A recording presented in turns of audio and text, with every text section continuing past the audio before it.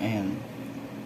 Ngayon, minsan, nagbibigay sila ng yung may value. Kunyari, tag na to. If x is equals to 3, doon sa binigay na example kanina. Yung naging sagot kanina ay 10x cubed plus 3x squared plus 3x squared minus 3x. Tapos, isa-substitute nyo lang siya sa lahat ng x. So, 10 times 3 raised to 3 plus 3 times 3 raised to 2 minus 3 times 3. Lahat ng x, papalitan ko siya ng 3. Ganon. 3 raised to 3 ay 27 plus 3 raised to 2 ay 9 minus 3 times 3, 9. 10 times 27, 270 plus 3 times 9 is 27 minus 9. Tapos 270 plus 27 minus 9 ay 288. Ganon. Pinapa-evaluate. Ang tamang term, evaluate. Next is division. Yung division, marami siyang pwedeng gawin. Pwedeng synthetic division, long division, or factoring. Pero depende siya sa given. Kaya maraming technique na pwedeng gawin. Division.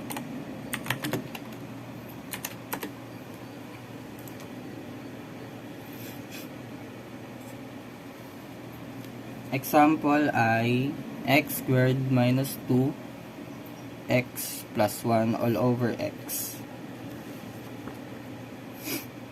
Ngayon, para madali, ang pinakamadali dyan, factoring.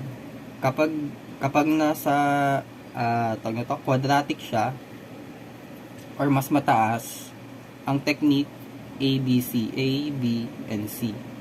Mag-iisip ka ng number na kapag pinag-multiply mo, 1, then kapag pinag-add mo ay negative 2.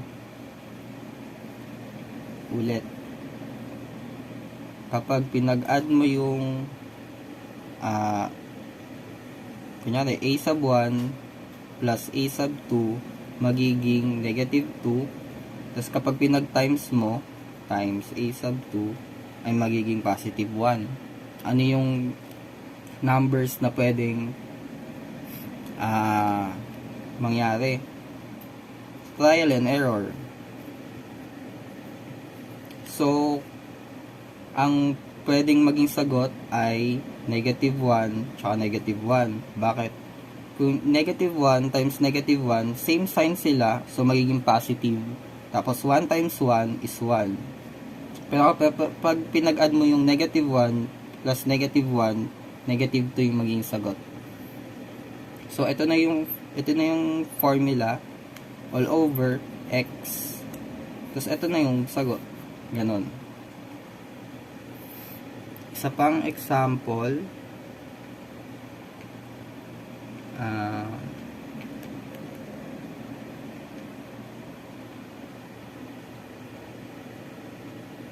Factoring. Ito.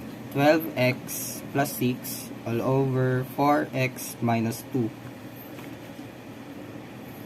Ngayon, pwede naman siyang ma-factor na ano yung common nila na pwede mong i-divide. Yung 12 tsaka 6. Pwede mong ilabas yung 6. Pag nilabas mo yung 6, 12 divided by 6, 2. Tapos yung x, i-copy mo lang ulit.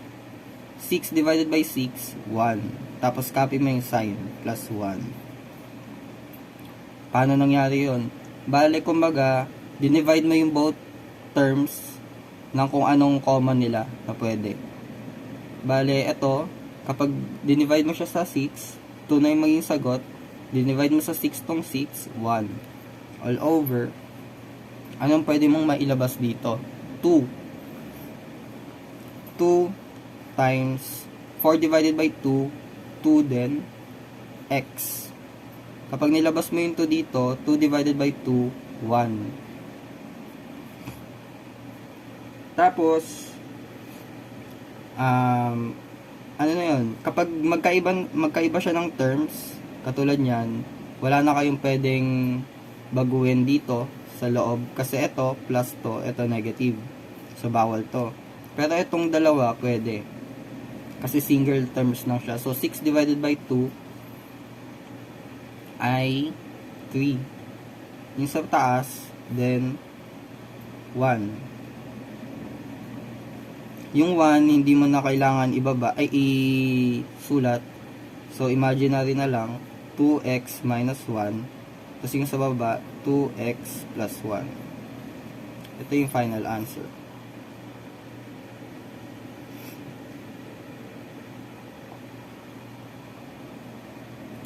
Sa pang example,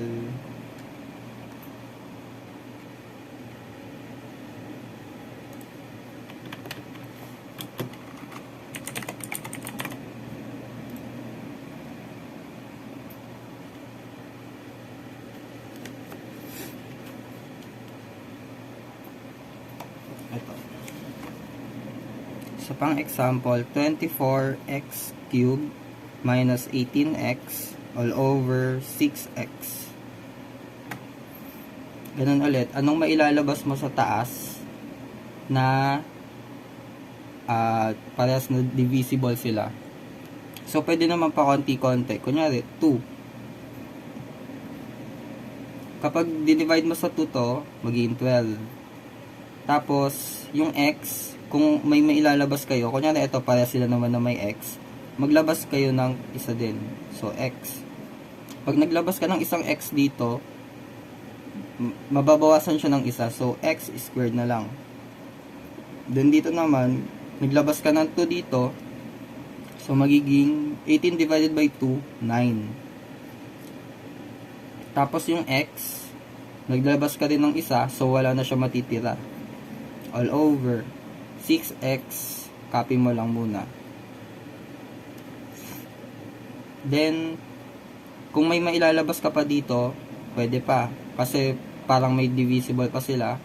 So, 2x, may mailalabas ka pa na 3.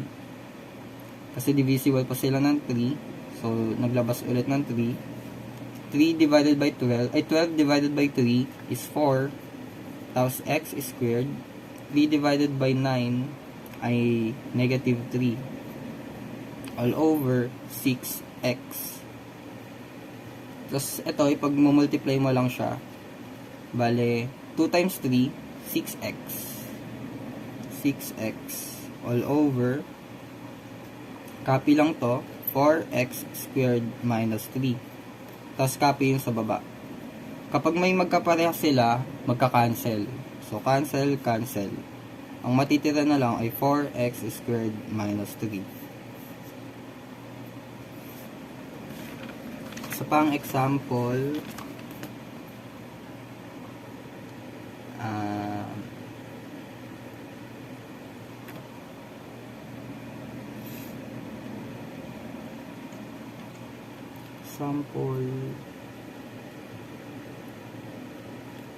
ito,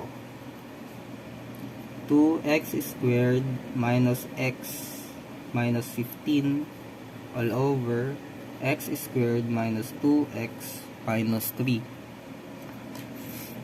Kapag more than 2 na yung degree, ayun, maganda kapag gagamit kayo nung sinabi kong technique na kapag pinag-add mo magiging negative x lang siya or negative 1. Tapos kapag pinag-times mo, 15. So,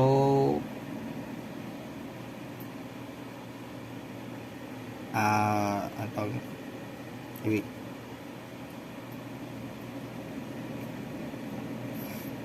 Hindi, wag pala.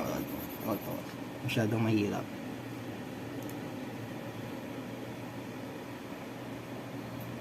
Isang example.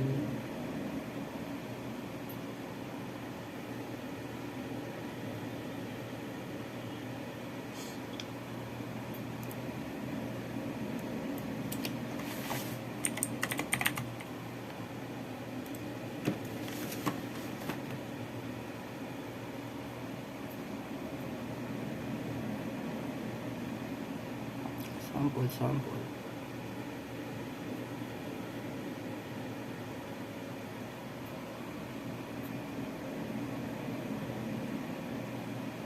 Parang okay na yun.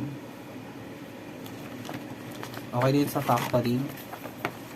Kapag long division naman, ito yung medyo matagal. Kunyari,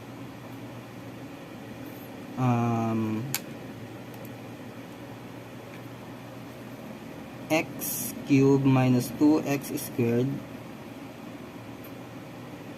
plus 0x minus 4. Tapos i-divide mo daw siya ng x minus 3. Kapag magdi-divide kayo ng long division, titignan nyo lang yung unahan.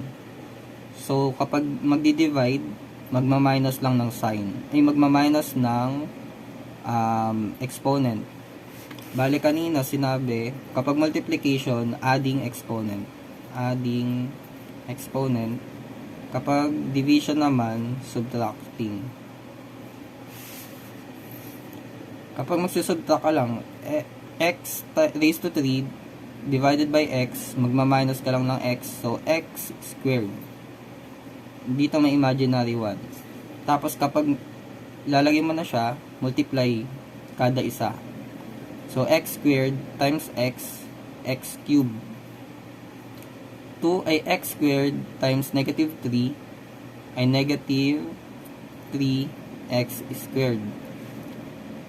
Bale, kinapi ko lang siya kasi wala naman siyang tapos negative yung sign. Tapos magma-minus ka. Kapag magma-minus, magbabago ng sign lahat sa baba. So, negative to ito magiging positive. Tapos tsaka ka mag-a-add. Dahil ito magkaiba, cancel. Magkaiba ng sign, pero parehas, cancel. Then, ito naman, magkaparehas sila ng x squared. So, ibababa ko lang. Tapos, magkaiba sila ng sign. So, magma-minus ka, then gagayahin mo yung mas mataas. So, 3 minus 2, 1. Ano yung mas mataas na number? So, 3. So, positive. Dahil 1 na lang to, hindi mo na need maglagay ng 1. Imaginary. Tapos, bring down 0x. Plus 0x. Tapos, ganun ulit. I-divide mo. X squared divided by x. Magbabawas ka lang ng magbabawas ka ng exponent. So, magiging x lang siya. X times x squared. Mag-a-add ng exponent. Tapos, x times negative 3 is negative 3x. Negative 3x. Magma-minus. Pag magma-minus, magbabago ng sign. So, negative, positive. Tapos, tsaka mo siya magiging plus. Magkaiba siya, pagkapareha siya pero magkaiba ng sign. So, cancel. Tapos ito naman, 0 plus 3, 3x. Bring down yung kasunod. So, negative 4. 3x divided by x. Ang mangyari, matitira na lang ay 3. Kasi magbabawas ka nga ng x. Ito. So, 3 times x is 3x. 3 times 3, 9. May negative to. So, 9. Negative 9. Tapos, minus. Magbabago ng sign, magiging negative, then magiging positive. Tapos plus ulit. Magkaiba nung sign, pero magkaparehas, cancel. Tapos, ito naman, negative 4 plus 9, magkaiba silang sign. So, magma-minus ka, tapos copy ng sign ng mas mataas. So, 9 minus 4, 5. Tapos, copy mo yung sign ng mas mataas. Positive to, so 5. So, meron kang x squared plus x plus 3, remainder, 5.